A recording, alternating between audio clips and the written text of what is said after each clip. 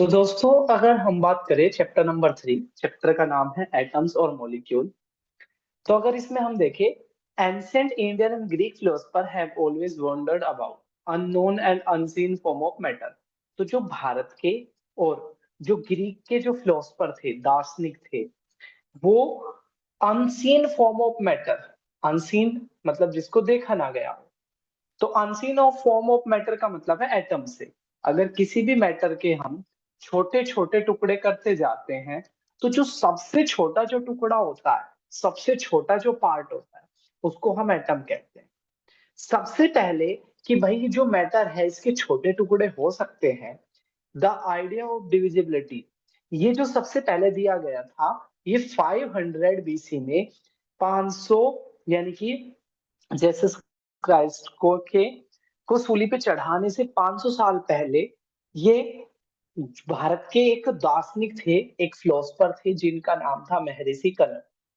उन्होंने ये पोस्टुलेट दिया था, उन्होंने ये कहा था, if we go dividing matter, अगर हम एक मैटर को डिवाइड करते जाएंगे, उसके छोटे छोटे टुकड़े करते जाएंगे, तो एक ऐसी स्टेज आ जाएगी, अल्टीमेटली एक ऐसी स्टेज आ जाएगी कि उस स्टेज के बाद, ठीक है, पार्टिकल्स का आगे डिवीजन नहीं हो सकता। There would be the no possible division of these particles. ठीक है, इन मैटर का आगे डिवीजन नहीं हो सकता, और मैटर के इन्हीं कणों को एटम कहा गया था, जिसको हिंदी में कहते हैं परमाणु।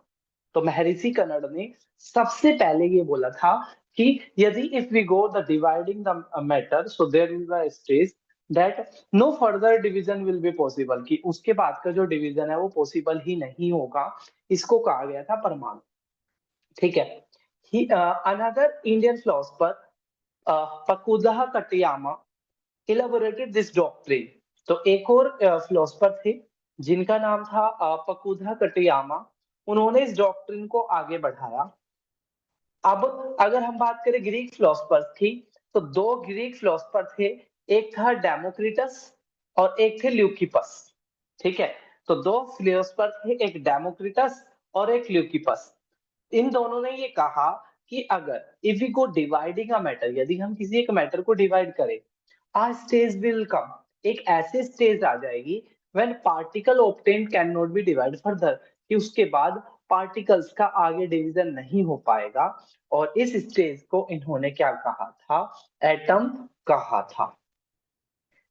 अगर हम बात करें यहां से आगे, by the end of 18th century, 18वीं शताब्दी के अंत तक, scientist recognise the different between element, compound and naturally become interested in finding out how and why element combine and what happen they combine.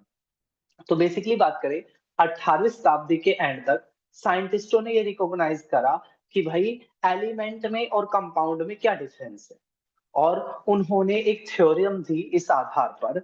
इस थ्योरम का नाम था law of chemical combination, रासायनिक संयोजन के नियम। अगर रासायनिक संयोजन के नियम की बात करें, तो ये जो थ्योरम दी थी, एंटोनियो एल लावेजियर ने दी थी। एंटोनियो एल लावेजियर ने लॉ ऑफ केमिकल कॉम्बिनेशन की थ्योरम दी थी। तो ये जो रासायनिक संयोजन, लॉ ऑफ केमिकल कॉम्बिनेशन है, इसके दो पार्ट है। पहला है लॉ ऑफ कंजर्वेशन ऑफ मास, यानी कि भार के संरक्षण का नियम। ये क्या कहता है कि जैसे फॉर एग्जाम्पल के लिए, अगर आपने 2 ग्राम हाइड्रोजन ले ली, 2 ग्राम हाइड्रोजन ले ली, और उसमें 6 ग्राम ऑक्सीजन को मिला दिया, तो जो प्रोडक्ट बनेगा वो 8 ग्राम होगा। ठीक है।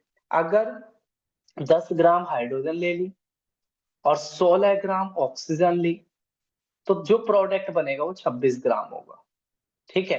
अब इससे क्या, इस लॉ ऑफ कंजर्वेशन ऑफ मास, ठीक है, ये कहता है मास can not be created nor be destroyed in a chemical reaction. जो भार है, वजन है, एक रासायनिक अभिक्रिया के दौरान ना तो उसका सृजन हो सकता, यानी कि ना तो उसको बनाया जा सकता, और ना ही उसका विनाश हो सकता, यानी कि ना ही उसको खत्म किया जा सकता है। तो इसके अंदर जो दूसरा है, ठीक है, वो है लॉ ऑफ कांस्टेंट प्रोपोर्शन, यानी कि समांतर अनुपात का नियम। ये जो समांतर अनुपात का जो नियम है, ये कहता है कि भाई देखो, सबसे ये मैटर है, ठीक है, मैटर के सबसे छोटे टुकड़ों को हम क्या कहते हैं? एटम कहते हैं। अगर हम दो मैटर को मिला देते हैं तो आपके एलिमेंट बनते हैं, और एलिमेंट को दो एलिमेंट को मिला देते हैं तो कंपाउंड बनता है। ठीक है, यानी कि ऐसे समझो जैसे ये ऑक्सीजन है और एक हाइड्रोजन है। तो अगर ऑक्सीजन को और हाइड्रोजन को मिला देंगे, ठीक है, एक एलिमेंट है ऑक्सीजन, एक एलिमेंट है हाइड्रोजन। जब हम ऑक्सीजन को और हाइड्रोजन को मिला देंगे तो बनेगा पानी, और पानी को कहते हैं H2O। ठीक है, पानी को कहते हैं H2O। तो बेसिकली क्या है, जो ये H2O है, पानी है, ये क्या है? कंपाउंड है, जो किसके मिलने से बना है? दो एलिमेंट के मिलने से बना है। तो लॉ ऑफ कांस्टेंट प्रोपोर्शन ये कहता है, ठीक है, लॉ ऑफ कांस्टेंट प्रोपोर्शन ये कहता है, in a chemical substance element are always present in definite proportion by mass. यानी कि एक रासायनिक अभिक्रिया के दौरान जब दो एलिमेंट से मिलकर कंपाउंड बनते हैं, तो जो उनका जो रेशियो रहेगा, उनका जो अनुपात रहेगा, वो हमेशा समान रहेगा। उदाहरण के लिए, आप किसी भी जगह का पानी उठा लो, किसी भी जगह का पानी उठा लो, H2O उठा लो, उसमें हाइड्रोजन और ऑक्सीजन का जो रेशियो है वो 1:8 रहेगा। ऐसे ही आप किसी भी जगह का अमोनिया उठा लो, जिसको यूरिया भी कहते हैं। ये जो अमोनिया है, ये नाइट्रोजन से और हाइड्रोजन से मिलके बनता है, और इसका जो रेशियो रहेगा वो रहेगा 14:3। तो अमोनिया का रेशियो रहेगा 14:3, और पानी के अंदर जो हाइड्रोजन और ऑक्सीजन है, इनका रेशियो रहेगा 1:8। और इसे क्या कहते हैं? लॉ ऑफ कांस्टेंट प्रोपोर्शन, समान अनुपात का नियम। अब अगर हम बात करें यहाँ पर आगे, इन चीज को बेस मानते हुए, ठीक है, इन चीज को बेस मानते हुए एक व्यक्ति थे जिनका नाम था जॉन डॉल्टन। जॉन डॉल्टन ने क्या किया? 1808 में, कब? 1808 में एक एटॉमिक थ्योरी दी। ठीक है, आणविक आणविक क्या दी उन्होंने? एक थ्योरी दी, ठीक है, आणविक सिद्धांत दिया, जिसके पॉइंट क्या क्या थे? ये पॉइंट आपको सीक्वेंस वाइज याद रखने हैं कि पहला पॉइंट ये कहता है, दूसरा पॉइंट ये कहता है, तीसरा पॉइंट ये कहता है। तो पहला पॉइंट ये कहता है सारे मैटर, सारे जो पदार्थ है, वो छोटे छोटे टुकड़ों से मिलके बने हैं, और इन छोटे छोटे टुकड़ों को हम एटम, अणु कहते हैं। बात करें हम दूसरे की, तो इसकी जो जॉन डाल्टन की जो एटॉमिक थ्योरी थी, इसका सेकंड पॉइंट ये कहता है, ये जो एटम है ये इंडिविजिबल है, यानी कि इनके आगे टुकड़े नहीं हो सकते। ना तो आप इनको क्रिएट कर सकते और ना ही इनको डिस्ट्रॉय कर सकते, ना यानी कि या ना तो आप बना सकते और ना ही विनाश कर सकते। तीसरा क्या कहता है? तीसरा कहता है atom of given element are identical in mass and chemical property. वो ये कहता है जैसे ऑक्सीजन है, ऑक्सीजन ऑक्सीजन का एक एटम और एक ऑक्सीजन का दूसरा एटम हमेशा सेम रहेंगे, एक जैसे ही रहेंगे। हाइड्रोजन है, हाइड्रोजन का एक एटम, हाइड्रोजन का दूसरा एटम, दोनों क्या रहेंगे? हमेशा सेम ही रहेंगे। लेकिन जो इसका चौथा पॉइंट है, वो ये कहता है जैसे एक तो ये एटम है ऑक्सीजन का और एक एटम है ये नाइट्रोजन का। तो जॉन डाल्टन की एटॉमिक थ्योरी का चौथा पॉइंट ये कहता है दो एलिमेंट के जो एटम है वो अलग अलग होंगे, ऑक्सीजन का एटम अलग होगा और नाइट्रोजन का एटम अलग होगा। अगर हम बात करें पांचवें पॉइंट की, तो पांचवें पॉइंट ये कहता है कि जो ये एटम है, ये सेम रेशियो में मिलकर कंपाउंड बनाएंगे। जैसे पानी के अंदर हाइड्रोजन और ऑक्सीजन का रेशियो 1:8 रहेगा, ऐसे ही अमोनिया के अंदर हाइड्रोजन और हाइड्रोजन का जो रेशियो है वो 14:3 रहेगा। अगर हम बात करें 6th पॉइंट की, the relative number and kind of atom are constant in a given compound, यानी कि जो जितने एटम हैं, ठीक है, वो हमेशा क्या रहेंगे, समान रहेंगे, उसमें कोई भी बदलाव नहीं आएगा। जैसे पानी है तो पानी के अंदर, ठीक है, 1:8 ही रहेगा, अमोनिया के अंदर 14:3 ही रहेगा। ठीक है। अगर हम बात करें नेक्स्ट पॉइंट की, तो यहाँ एक एग्जाम्पल दे रखा है आपको, और ये दिखा रहा है कि एक रिएक्शन है और एक प्रोडक्ट है। रिएक्शंस मतलब दो चीज आपस में टकराई और टकराने के बाद जो बना।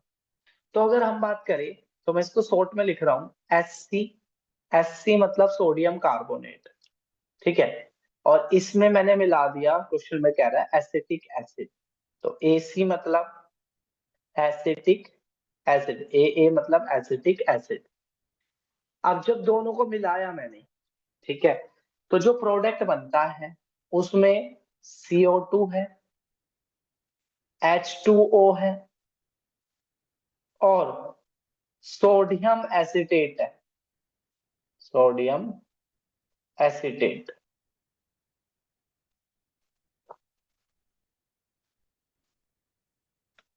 तो अगर हम बात करें यहाँ पर, वो ये कह रहा है 5.3 ग्राम का सोडियम कार्बोनेट है जिसमें 6 ग्राम एसिटिक एसिड मिला है। तो 5.3 ये और 6.6 ये। दूसरी साइड क्या क्या बना, 2.2 ग्राम का ये बना, ठीक है, कार्बन डाइऑक्साइड। 0.9 ग्राम का पानी बना और 8.2 ग्राम का सोडियम एसिटेट बना। अब वो ये कह रहा है ये सिद्ध करो कि ये,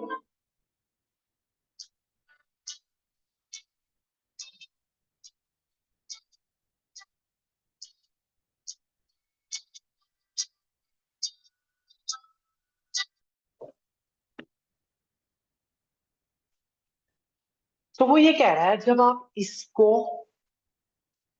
इसको लेफ्ट हैंड वाले को और राइट हैंड वाले को दोनों को जोड़ोगे तो जो आंसर आएगा वो सेम आएगा। ठीक है, 9 और 3 12, कैरी 1, 6 और 5 11 और 1 12, 12.12। तो इधर भी 12 पॉइंट आ रहा है, इधर भी 12.12 आ रहा है। तो वो आपसे पूछेगा कि ये कौन से उसको दिखाता है, तो ये दिखाता है लॉ ऑफ कंजर्वेशन ऑफ मास, ठीक है, भार के संरक्षण के नियम को दिखाता है। क्यों? क्योंकि वो ये कहता है, भार के संरक्षण का नियम ये कहता है ना, तो मास को आप पैदा कर सकते ना ही उसका विनाश कर सकते, जितना पहले था उतना ही बाद में रहेगा। तो इधर 12.2 था तो इधर भी 12.2 ही रहेगा। अब हम बढ़ते हैं अपने नेक्स्ट ब्लू क्वेश्चन की तरफ। अगर हम बात करें नेक्स्ट ब्लू क्वेश्चन की, तो वो ये कह रहा है एक हाइड्रोजन है और एक ऑक्सीजन है, ठीक है, हाइड्रोजन ऑक्सीजन। और आप जानते हो हाइड्रोजन और ऑक्सीजन का रेशियो 1:8 रहता है। अब वो ये कह रहा है कि भाई आपको कितनी ऑक्सीजन की जरूरत पड़ेगी यदि हाइड्रोजन 3 हो। तो आप ये देखो ये इसका कितना गुना है, हाइड्रोजन, तो हाइड्रोजन रेशियो में तो 1 है और वैसे यहाँ कितना है, 3, यानी कि इसका 3 गुना है। तो ये जो 8 है ना, इसको भी 3 से मल्टीप्लाई कर दो तो ये आ जाएगा 24। तो यानी कि 3 ग्राम हाइड्रोजन के साथ 24 ग्राम ऑक्सीजन की जरूरत पड़ेगी। अगला क्वेश्चन कह रहा है which postulate of Dalton atomic theory is result of conservation of mass. कौन से कौन सी डाल्टन थ्योरी के कौन सा पॉइंट जो कंजर्वेशन ऑफ मास था उसको दिखाता है। तो कंजर्वेशन ऑफ मास ये कहता था मास ना तो क्रिएट हो सकता ना डिस्ट्रॉय हो सकता। तो अगर आप यहाँ पे इस पॉइंट की बात करोगे, ठीक है, तो जो इसका सेकंड जो पोस्टुलेट वो ये कहता है एटम इंडिविजुअल पार्टिकल होते हैं जो ना तो क्रिएट हो सकते और ना ही डिस्ट्रॉयड हो सकते। अब बात करें अगर हम नेक्स्ट पॉइंट की, अब वो कह रहा है which postulate of Dalton's atomic theory is the, ये तो हमने देख लिया। चौथा क्वेश्चन देखो, चौथा क्वेश्चन भी इससे ही जुड़ा हुआ है। Which postulate of Dalton's atomic theory can explain the law of definite proportion. कि जॉन डाल्टन के थ्योरी का कौन सा पार्ट जो डेफिनाइट प्रोपोर्शन है, फिक्स जो अनुपात है, उसके नियम का वर्णन करता है। तो अगर हम यहाँ पर बात करें तो जो डेफिनाइट प्रोपोर्शन है वो ये कहता है कि जब आप दो एलिमेंट को मिलके कंपाउंड बनाओगे तो उन एलिमेंट का रेशियो फिक्स रहेगा। जैसे पानी के अंदर हाइड्रोजन और ऑक्सीजन का रेशियो 1:8 रहता है। तो अगर हम इसमें अगर हम बात करें, ठीक है, तो ये आपका क्या हो जाएगा, चौथा पॉइंट क्या हो जाएगा इसमें, चौथा और पांचवा, ठीक है। नहीं, पांचवा और छठा, पांचवा और छठा क्या हो जाएगा, इसका आंसर हो जाएगा पांचवा और छठा। ये कहता है कि जब एलिमेंट को मिलके कंपाउंड बनाओगे तो सेम रेशियो में वो रहेंगे। अब हम अगर हम आगे बात करें, ठीक है, what is an atom, have you ever observed a mention building walls, क्या आपने किसी व्यक्ति को बिल्डिंग बनाते देखा है, दीवार बनाते देखा है। From these walls are room and then a collections of room to form a building, what is the building block of the huge building. तो वो ये कह रहा है कि जैसे कोई बिल्डिंग बनती है तो उस बिल्डिंग का आधार क्या होता है। तो बिल्डिंग किससे बनी होती है, छोटी छोटी ईंटों से बिल्डिंग बनी होती है। What about the building building block of an ant hill, एक आंट हिल का बिल्डिंग ब्लॉक क्या होता है। It is a small grain of sand, similarly the building block of all metal are atom. वो ये कह रहा है कि देखो भाई, एटम एटम मिले, एटम मिलके क्या बन गया, एलिमेंट बन गए, एलिमेंट मिलके क्या बन गए, कंपाउंड बन गए। तो सबसे बेसिक चीज क्या हुई, सबसे बेसिक चीज हुई एटम। अब अगर यहाँ पर हेडिंग की बात करें तो वो ये कह रहा है how big are atom, atom का साइज कितना है, कितने बड़े होते हैं ये। तो एक तो आपने ये याद रखना है, इनको नापा जाता है नैनोमीटर में, एनएम, नैनोमीटर में नापा जाता है, ठीक है। और 1 metre is equals to 10 raise to the power 9 nanometre, 1 metre is equals to 10 raise to the power 9 nanometre, ठीक है, इसमें होता है। तो यानी कि हम यहाँ से ये डिस्कशन, इस निष्कर्ष पे पहुंचते हैं, इस कंक्लूजन पे पहुंचते हैं कि एटम का साइज क्या होता है, बहुत ज्यादा छोटा होता है। जैसे यहाँ पर दिखाया है, एटम जो हाइड्रोजन है वो 10 × 10 raise to the power -10, molecules of water 10 raise to the power -9। तो ये आपसे पेपर में नहीं आएगा, आएगा तो सिर्फ इसको अरेंज करने के लिए आएगा, आएगा तो सिर्फ अरेंज करने के लिए आएगा। तो आप याद रखना, माइनस में जो चीजें होती है वो जितनी बड़ी होती है ना वो उतनी छोटी होती है। तो यानी कि एप्पल, फिर आंट, फिर ग्रेन ऑफ सैंड, फिर हेमोग्लोबिन जो हमारे खून के अंदर होता है, फिर पानी, फिर हाइड्रोजन, ठीक है। तो सबसे बड़ा जो टुकड़ा है वो एप्पल का है इनमें से, और जो सबसे छोटा है वो है आपका हाइड्रोजन का। अब अगर हम इसके बाद बात करें तो वो ये कह रहा है we might think if atom are so insignificant in size, why should we care about them। वो ये कह रहा है जब जो एटम है उनकी कोई रिलेवेंसी नहीं है, ठीक है, तो हम एटम के बारे में इतना सोचते क्यों। This is because our entire world is made up of atom. इसका रीजन है कि हमारी जो पूरी दुनिया है वो एटम की मिलके बनी। We may not be able to see them, but they are there and constantly affecting whatever we do. Through modern techniques, we can now produce magnified image of the surface of elements showing atom। आज क्या कर सकते हैं हम, magnifying चीजों को, magnifying image हम देख सकते हैं, यानी कि बड़ी इमेज हम एलिमेंट की देख सकते हैं। What are the modern day symbols of atom of different element। तो बात करें, जो जॉन डेल्टन थे उन्होंने सबसे पहली बार, जॉन डेल्टन सबसे पहले साइंटिस्ट थे जिन्होंने एलिमेंट के लिए सिंबल यूज करे, ठीक है, हर चीज के लिए उन्होंने एक सिंबल यूज करे।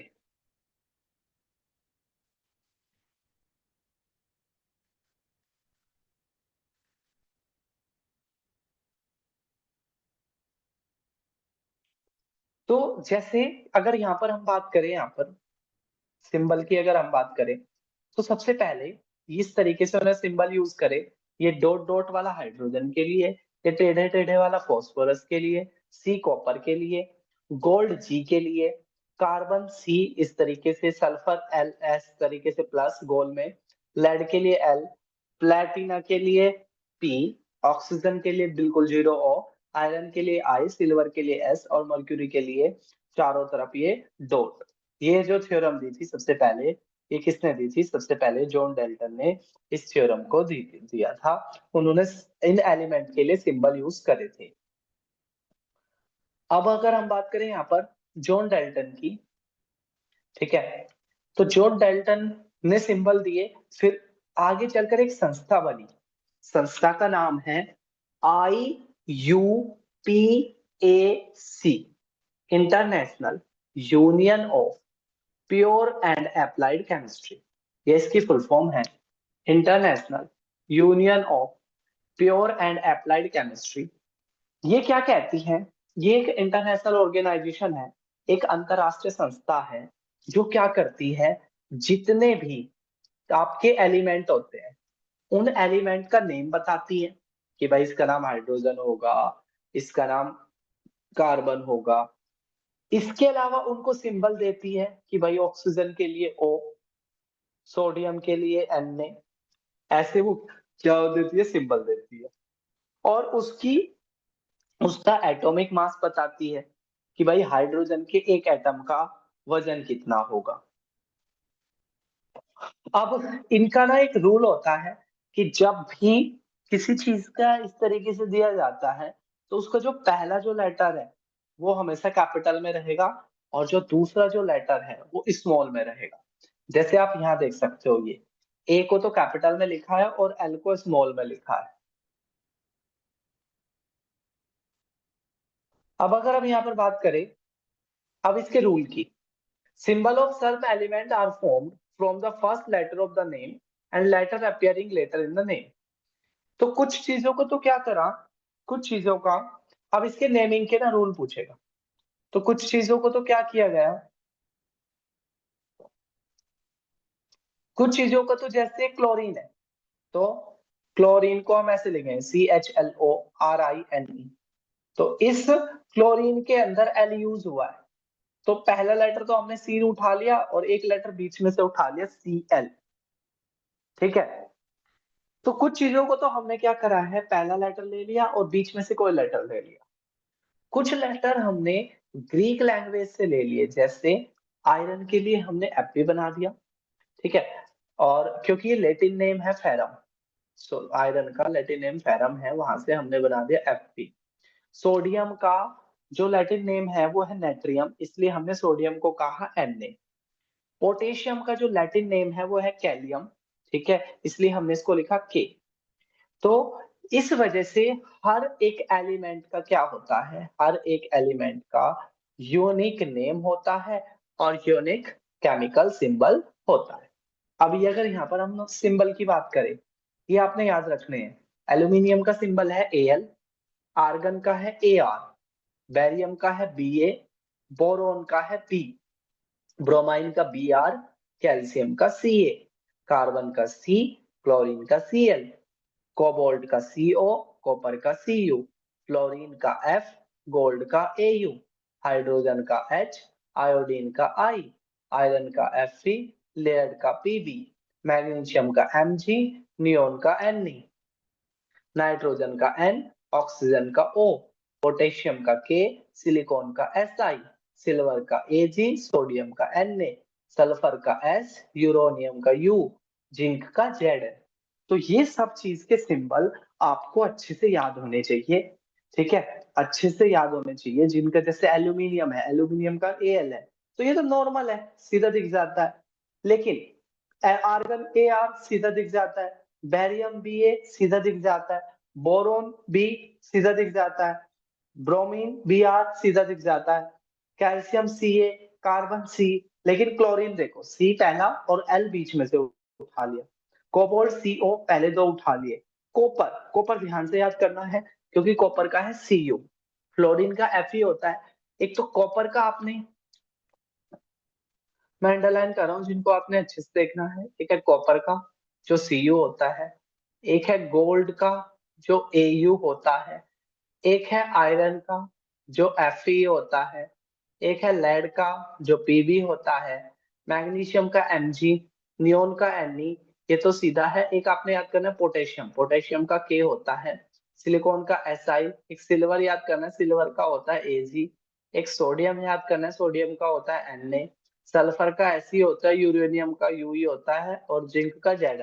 तो जिस पे मैंने मार्क करे हैं, जैसे कॉपर का Cu, गोल्ड का Au, आयरन का Fe, लेड का Pb, पोटेशियम का K, सिल्वर का Ag, सोडियम का Na, इनको आपने अच्छे से क्या करना है, याद करना है।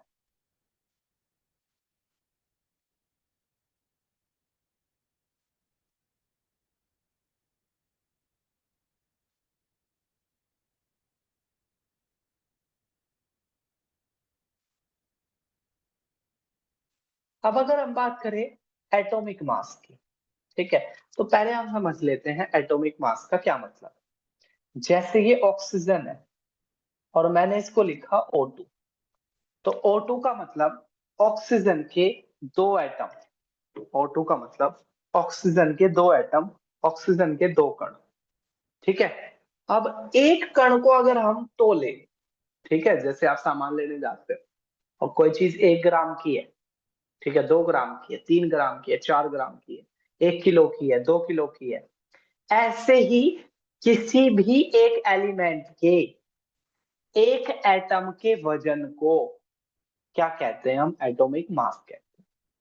The mass of any atom of any element is known as atomic mass, ठीक है। तो अगर हम यहाँ पे पढ़ने की कोशिश करें इसको, पहले हमने एटॉमिक मास को समझ लिया कि किसी भी एक एलिमेंट के तत्व के कणों के एक कण का जो वजन होता है वो एटॉमिक मास कहलाता है। The most remarkable concept that Dalton's atomic theory proposed was that of atomic mass. According to him, each element had a characteristic atomic mass. The theory could explain the law of constant proportion so well that scientists were prompt to measure the atomic mass of an atom. Since determining the mass of an individual atom was a relatively difficult task. अब हर चीज दूसरे से compare की जाती है, जैसे एक बच्चे के दूसरे बच्चे से कम मार्क्स आए कि ज्यादा आए, ठीक है, ज्यादा आए तो कितने ज्यादा आए। ऐसे ही जो ये एलिमेंट है, इनके जो एटॉमिक मास को जो नापा गया, कंपेयर किया गया, ठीक है, जो कंपेयर किया गया इन एटॉमिक मास के वजन को, तो शुरुआत में जो यूनिट ली गई थी, शुरुआत में जो यूनिट ली थी वो ली थी हमने कार्बन के कंपेयर में, सॉरी ऑक्सीजन के कंपेयर में। हर चीज का जो वजन नापते थे हम ऑक्सीजन के कंपेयर में नापते थे। आगे चलकर हमने ऑक्सीजन को बदल दिया और ऑक्सीजन को बदल दिया कार्बन से। किससे? कार्बन से। अब पेपर में आपसे पूछेंगे कि एटॉमिक मास की यूनिट क्या होती है, इकाई क्या होती है, ये जो किसी भी पदार्थ के कणों के वजन को नापते हैं तो हम किस में नापते हैं, तो आपने याद रखना है AMU, एटॉमिक मास यूनिट, इसे बोलते हैं AMU, एटॉमिक मास यूनिट, जिसको शॉर्ट में सिर्फ यू कहते हैं, ठीक है। AMU, एटॉमिक मास यूनिट, जिसको सिर्फ शॉर्ट में क्या कहते हैं, यू के नाम से जाना जाता है। तो आपने याद रखना है the mass of an atom of any element is known as atomic मास।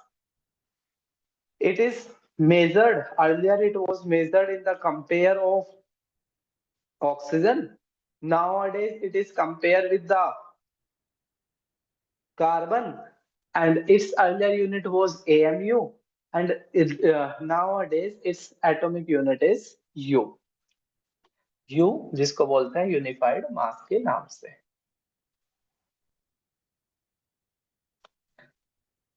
अब अगर हम यहाँ पर बात करें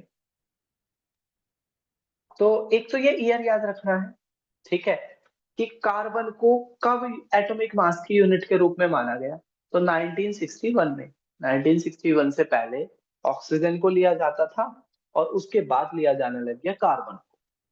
अगर हम यहाँ पर कुछ वजन की बात करें यहाँ पर, ठीक है, एटॉमिक मास की बात करें, तो जैसे हमने एक वो चार्ट पढ़ा था, इस चार्ट को भी आपने अच्छे से याद करना है। हाइड्रोजन का एटॉमिक मास 1 है, कार्बन का 12 है, नाइट्रोजन का 14 है, ऑक्सीजन का 16 है, सोडियम का 23, मैग्नीशियम का 24, सल्फर का 32, क्लोरीन का 35.5 और कैल्शियम का 40। तो हाइड्रोजन का एटॉमिक मास यानी कि हाइड्रोजन के अगर एक कण को आप तोलोगे तो वो 1 जाएगा, कार्बन को तोलोगे तो 12 जाएगा, नाइट्रोजन को तोलोगे तो 14 जाएगा, ऑक्सीजन को तोलोगे तो 16 जाएगा, सोडियम को तोलोगे तो 23, मैग्नीशियम को 24, सल्फर को 32, क्लोरीन को 35.5 और कैल्शियम को 40। तो यहाँ तक की जो चीजें हमने पढ़ी है, ठीक है, आप उसको अच्छे से समझोगे। यहाँ से आगे हम कल की क्लास में देखेंगे।